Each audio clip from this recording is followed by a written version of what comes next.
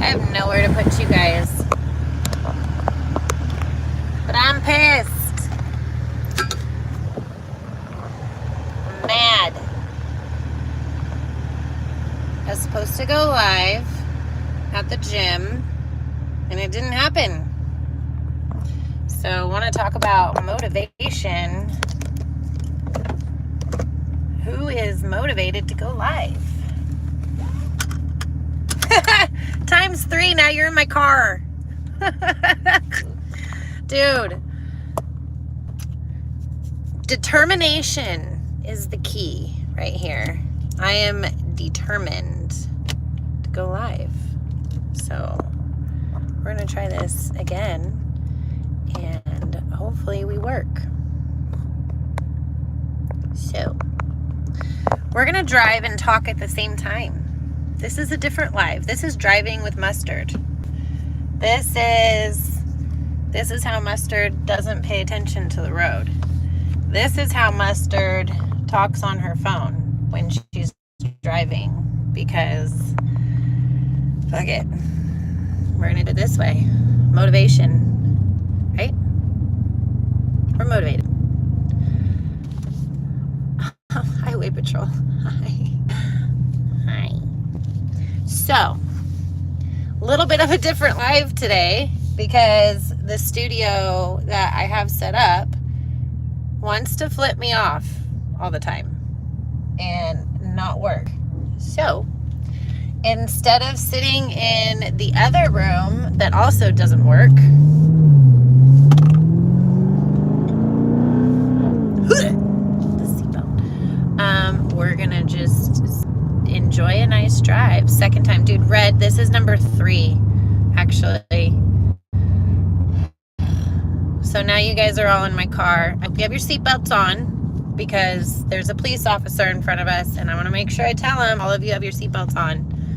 All of my participants are driving safely.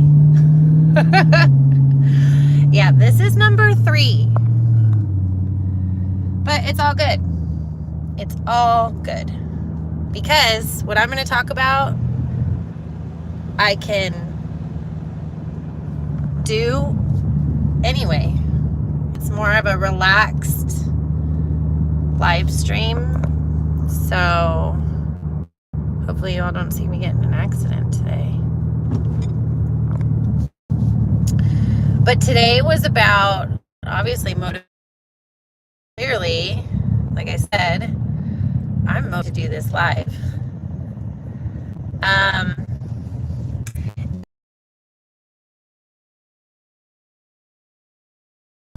Well, basically, how motivation is BS. Because motivation is a feeling. And if you are watching this video or this live stream because you're looking for motivation, stop. The motivation you need is inside of you. Oh, it's very pixelated. Pineapple, you're killing me. We're driving. So this is streamer shit, I guess. Stringer shit. Stringer problems. So I'm just going to keep going because all I got now. This is all I got left in me. But, so one of the people I love is David Goggins. And if you've ever heard David Goggins, he will explain to you why motivation is BS. And I love it because with all of my clients that I see, there's always this new car smell to working out to a diet program. Carly, no, Wilson, cell towers hate. They do. They don't want this information out there, but it's all right. We're going to keep going. True people will keep riding with me, right? Okay, so if you've ever listened to David Goggins, one of the cool things that he talks about is the fact that motivation is not something you should rely upon if you want to get to your goals. And one of the things his mom was abused when he was younger, childhood, growing up, really bad lifestyle. People called him the N-word all the time growing up, very racist to him. he had ADHD, so he had a really hard time. Yes, he's the one that runs like ultra marathons. I think he holds the record for the number of pull-ups in 24 hours. Like, who wants to do that for 24 hours? But David Goggins is a total badass. Now, I'm not saying you have to be David Goggins to get to your goals, but I think what he manifests without the idea of needing quote unquote motivation is really the key, that if anyone is watching this looking for motivation, is really what you're looking for. So, and there's actually scientific proof behind it, and it's pretty recent. It's called the anterior, let me get this right, center, pineapple, you know what it is, I'm sure. Anterior center, you know what, I'll have to pull up my notes. Center, help me, I can't think because I'm driving. This is harder than I thought. Anterior center something complex. Please help me with that second part is. Anyway, it's in the beginning part, in the middle of your brain, in the corpus, whatever. I'm not a neurosurgeon. I'm not a neurobiologist. But it's in the middle of your brain, and they just recently found out. Pineapple, look it up. Google it, please. How many hours keep you updated when? Well, hi, Yo-Yo. Okay, so I will drive safe, Larry. Always eyes on the road. Plus, I'm driving the probably more expensive vehicle that we have, which is hubby's. So, and the kids don't usually get to ride in this, and I'm a kid. Okay, so your anterior center something complex. Okay, yes, yes, mid-cingulate cortex. Yes, there we go, Wilson. Thank you. Okay, so it's in the middle of your brain, and the studies have showed that when you do something you do not want to do, so the key is friction, okay? The key is doing something, this homeless guy staring at me, doing something that you do not want to do. So not something you want to do, something you do not want to do actually makes this part of your brain, not what I said, actually makes what's part of your brain grow. It grows when you do something that you do not want to do. So imagine my workout schedule. I wake up at 2 a.m. to go work out. That is not something I want to do, okay? But I do it because of my end goal is more important to me than what I feel like doing. And every time I get up, I think I've posted this a few times in my Instagram stories when I share like the song of my workout that I love the most. I'll share like some insight on what I was thinking or praying about or whatever. And I talk about how I never feel worse after a workout. I always feel better. And there's a scientific reason behind it. So going to work out when I don't want to, when I'd rather stay in bed, every time I choose to get up and go, I am growing that portion of my brain. Now, why is that important? Well, studies show that the people that live the longest, this is larger than other people, which would make sense, right? Think of someone that is obese and maybe 300, 400, 500 pounds and does all the things that are quote unquote comfortable to them. So this part of the brain will shrink if you're not doing things that you don't want to do. So if people that live longer have a larger, I think they say ACC is the anterior syndrome, whatever complex, it will get smaller when you don't challenge yourself in that aspect. So David Goggins, who's like I said, he's not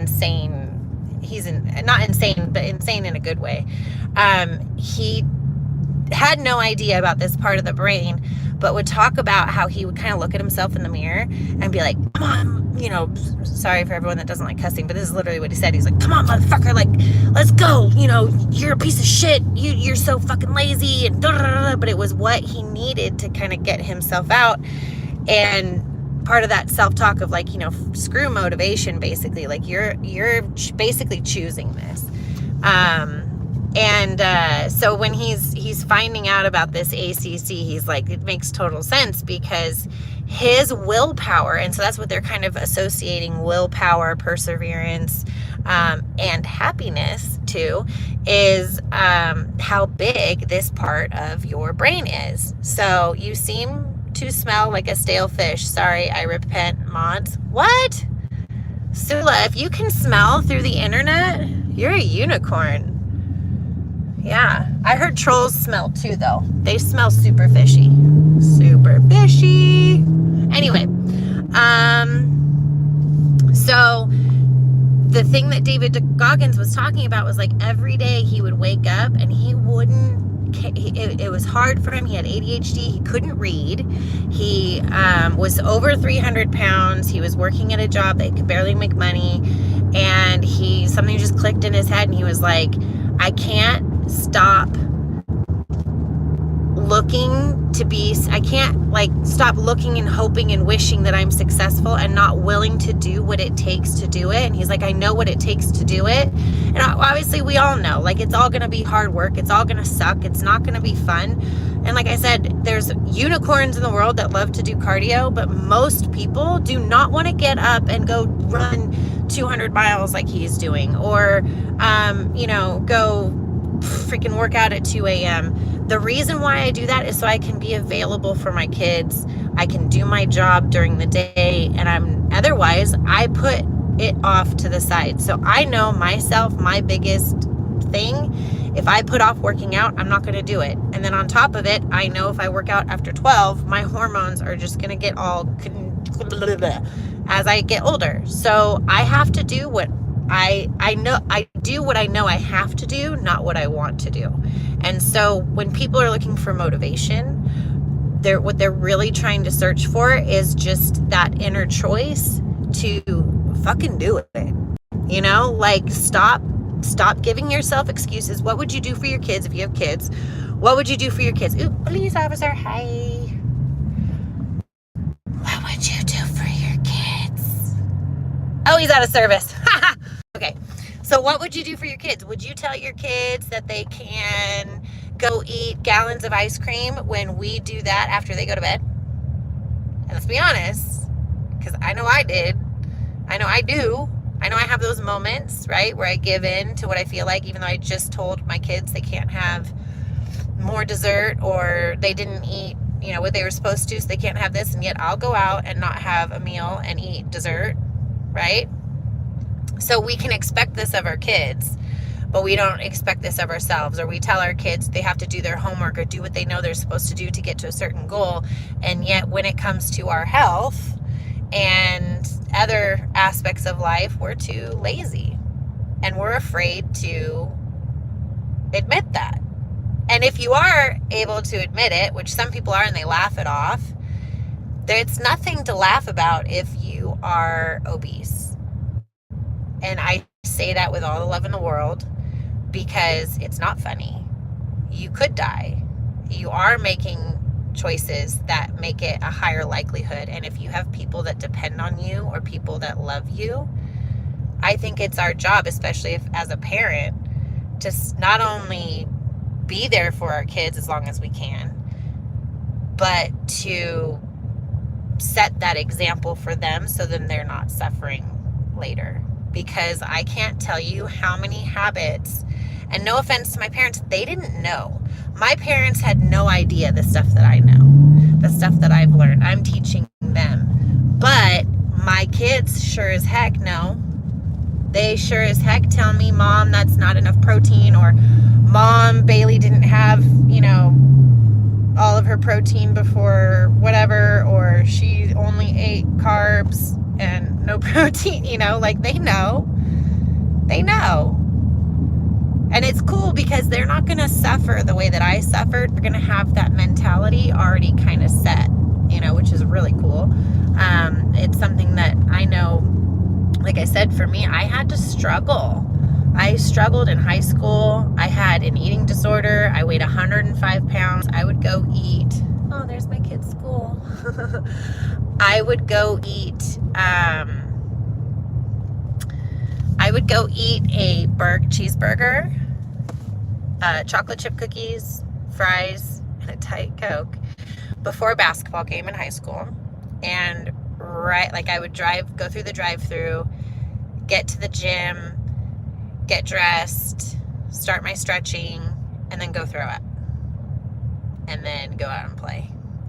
And as I'm talking actually yesterday to one of my clients, she's a teacher, and she was explaining to me how many people in her class, and this is not a health class, but she was talking about how, there's all kinds of athletes in there and they don't know how to eat and they're trying to perform at this high caliber. This is a college professor.